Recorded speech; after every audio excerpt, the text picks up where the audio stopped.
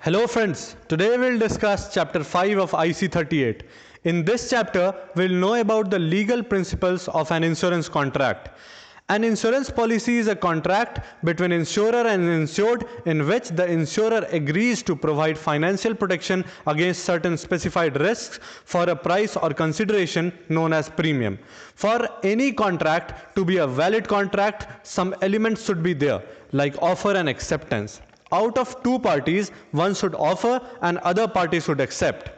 Consideration. Premium paid by policyholder and the promise to indemnify by insurer is known as consideration. Agreement between the parties. Both parties should agree to the same thing. Free consent. A consent is said to be free when it is not caused by coercion, undue influence, fraud, or mistake. Capacity of the parties. Proposer should legally competent, that is, he should not be minor, should be of sound mind, and should not be disqualified by law.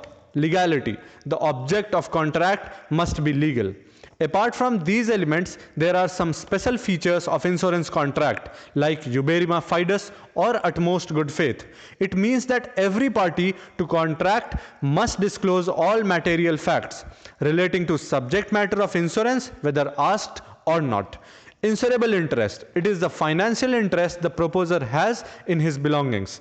In life insurance policies, insurable interest should be present at the start of policy, whereas in non-life insurance policy, it should be present both at the start and during claim.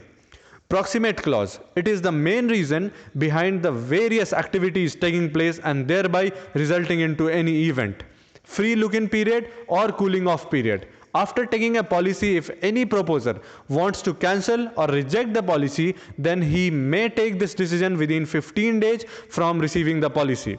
Indemnity. It means that the policyholder who suffers a loss is compensated so as to put him in the same financial position as he was before the occurrence of the loss event. Thank you.